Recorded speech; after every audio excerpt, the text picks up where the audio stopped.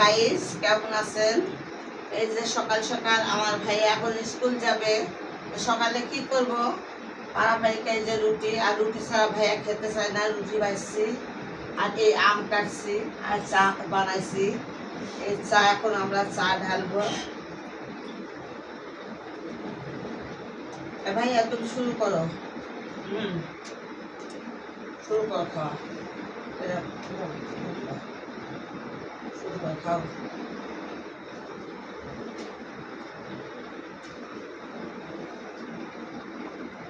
আমাদের রাজশাহীর দিকে আবার সবাই আমদের রুটিটা অনেক পছন্দ করে, যার জন্য আমিও পছন্দ করি। বিসমিল্লাহ। আমগুলো পাকিছে অনেক মিষ্টি, ফজলি আম কিন্তু মিষ্টি আছে। পাকা তো সব গাছের আম এক না, তবে এই মিষ্টি আমগুলো অনেক স্বাদ।